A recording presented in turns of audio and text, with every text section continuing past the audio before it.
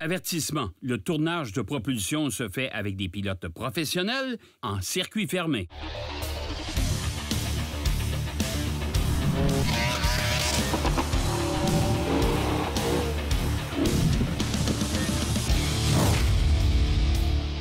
Cette semaine à propulsion, on fait du surplace avec la Challenger L4 et une Camaro ZR1.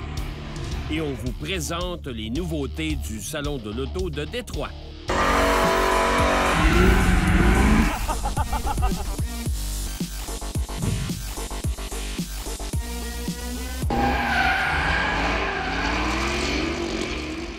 Si vous vous demandez pourquoi on sourit, c'est bien simple. Simon et moi, on est des grands amateurs de voitures performantes V8, surtout Supercharge. Exactement. On a deux beaux exemples. Un deux combos aujourd'hui, je pense, parfait.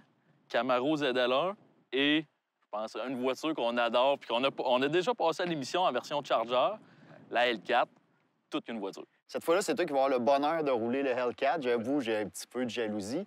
Et pour ceux qui disent le Camaro, c'est pas le modèle de l'année, bravo, vous avez raison. Mais si on vous donne le choix de conduire un Camaro Supercharge, même si c'est un 2015 au lieu d'un 2018, à prendre ça ou un Lada Samara, je vais y aller avec le Camaro quand même. Certain qu'un des charmes de nos deux véhicules, c'est les mécaniques. J'avoue, je suis un peu jaloux, c'est correct, mais j'ai quand même quelque chose de pas gênant. Écoute, c'est pas gênant. C'est quoi, 580 forces, la mécanique que t'as? Oui, on a 580 celui-là, 556 livres de couple. C'est un moteur LSA, c'est un 2015. Ouais. Le nouveau, 650 chevaux, 650 livres de couple avec un LT4, donc un moteur beaucoup plus moderne. OK. Puis le véhicule que tu conduis aujourd'hui, manuel, par exemple, manuel 6 vitesses, ça, c'est le fun. Avoue que c'est le fun. Ça.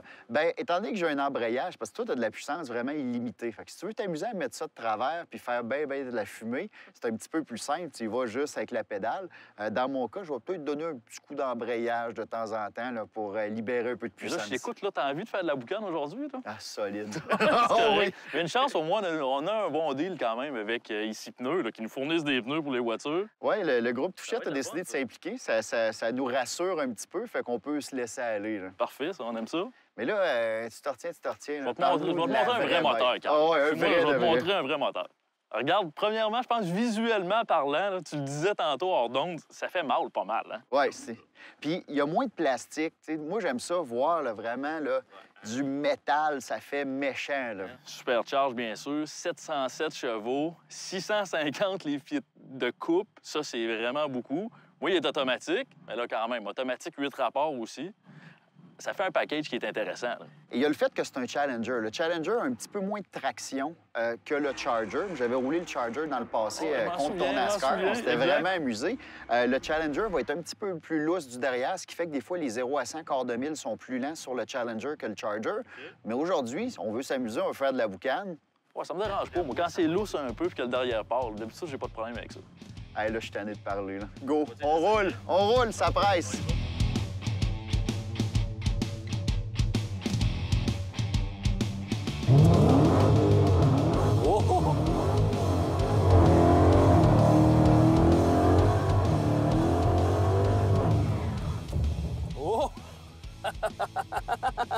C'est incroyable la puissance qu'il y a là-dedans. Ça patine.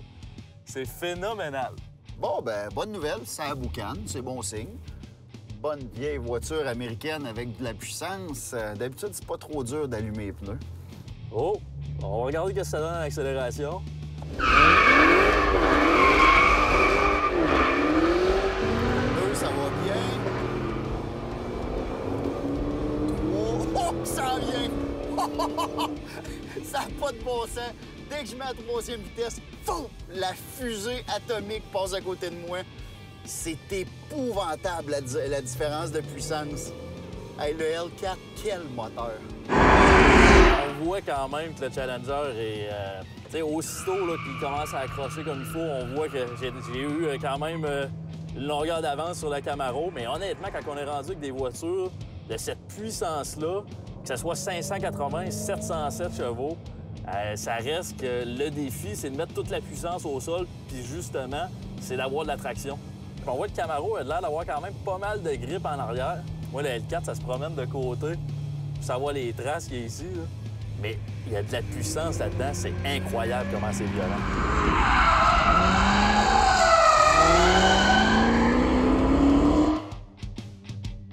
Dans le cas de la génération que je roule présentement du ZL1, on en a parlé, on a le moteur un petit peu moins performant, une autre génération de moteur. Au lieu du LT4, on est une version LSA, donc 580 chevaux au lieu de 650, mais c'est tout de même absolument pas gênant.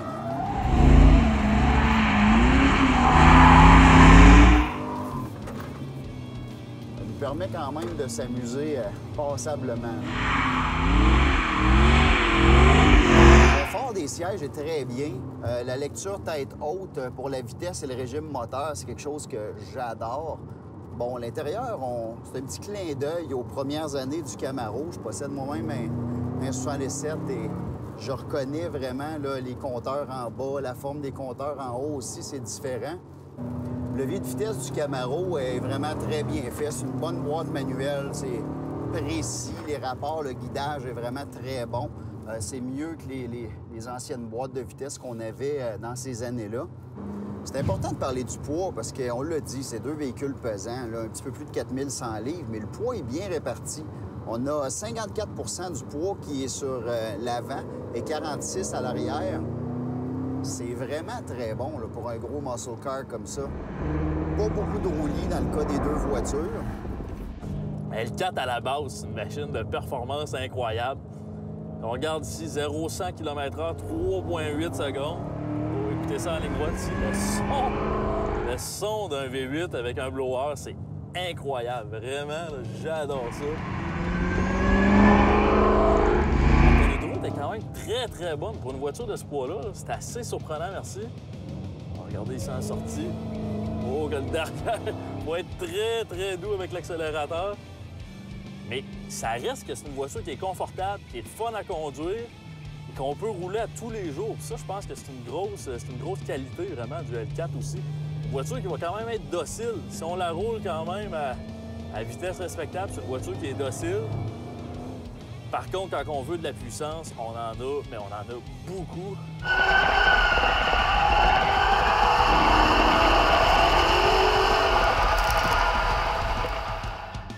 On voit que le Hellcat, quand même, devant moi, n'a pas beaucoup de roulis, mais tellement plus de puissance. Quand je suis en troisième vitesse et que je suis en accélération maximale, le Hellcat m'étire facilement. Par contre, dans la portion du circuit serré, le Camaro semble avoir un léger avantage.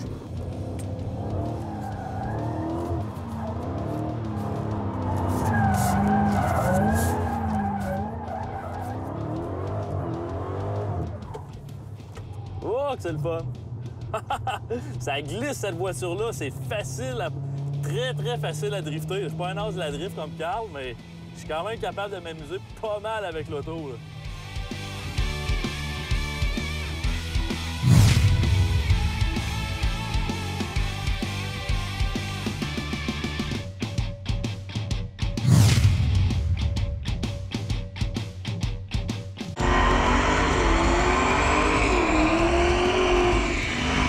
J'aime ça, ces gros chars-là. Il y a de la place quand même pas mal à l'intérieur. C'est confortable. Les sièges sont gros un peu pour moi, c'est sûr, là. Mais quand même, ça reste un auto qui est super confortable. Honnêtement, ça, je le dis et je le redis, au moins, au niveau des matériaux intérieurs, on commence à avoir quelque chose qui a du bon sens chez Chrysler. J'ai souvent critiqué les véhicules, justement, du manufacturier américain pour la finition intérieure qui était so-so, qui était quand même ordinaire. Là, on a de plus en plus de matériaux de bonne qualité. L'assemblage aussi, c'est quand même très bien à l'intérieur. C'est beau avoir une voiture qui accélère fort, mais on veut aussi se sentir en sécurité avec une voiture qui freine fort aussi. Le Challenger, c'est un véhicule qui est assez pesant. On parle d'un véhicule de 4450 livres. C'est très, très pesant. Donc, ça prend un gros système de freinage pour tout arrêter ça, cette masse-là en mouvement. Dans le cas du Challenger, je pense que ça ne sera pas un problème parce qu'on a des disques de frein en avant qui sont énormes. On a des étriers de la marque Brembo à 6 pistons aussi. On va voir comment ça se compare avec le Camaro que Carl conduit. On va laisser un freinage 100 km/h jusqu'à 0. Pas évident de synchroniser deux voitures comme ça, côte à côte sur l'ovale. Je suis dans la section intérieure, donc faut que je tourne le volant beaucoup plus. Mais on devrait être capable, Simon et moi, on se connaît bien. Je suis à l'extérieur, Carl est à l'intérieur. On va faire monter la puissance. On va monter à 100 km/h et on freine complètement le plus fort possible. Oh! Avantage Hellcat. Ça se compare quand même pas mal. Un petit peu plus de frein du côté du Challenger. C'est sûr qu'on a des disques de frein qui sont énormes, mais mon véhicule est un peu plus pesant, par contre, que celui de Carl. 300 livres de différence à peu près, mais tu as des freins rainurés, ce qui fait quand même une grosse différence.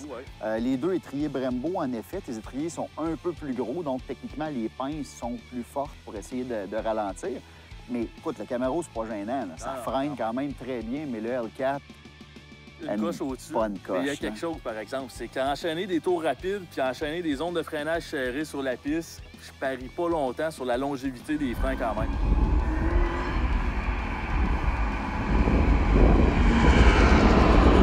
Bon, ben c'est parti, on s'en va faire quelques tours de piste avec la machine. C'est une machine d'exception, une machine ultra puissante qui demande quand même à être pilotée avec assez de finesse. Pas que je sois trop agressif avec l'accélérateur, on a tellement de puissance là-dedans.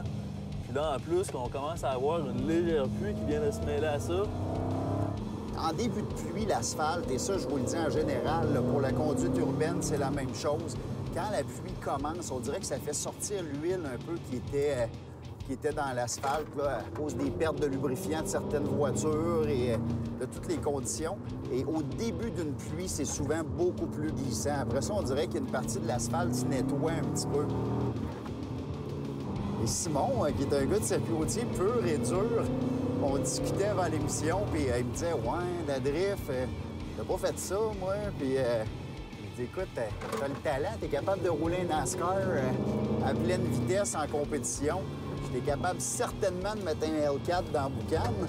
Et visiblement, il commence à aimer ça, mettre ça de travail.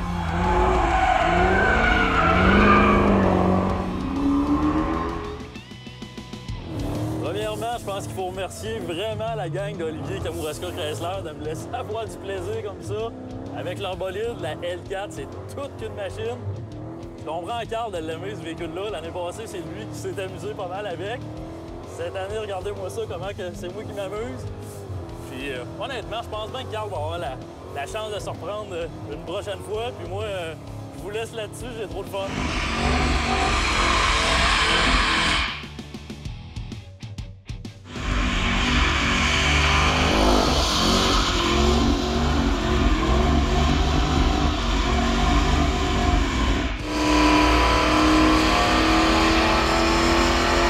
Le nettoyant insectes et goudron Dry Shine a spécialement créé cette formule pour dissoudre tous les insectes, goudrons, sève d'arbre, la graisse habituellement difficile à enlever et tout ça en un seul produit pour toutes les surfaces.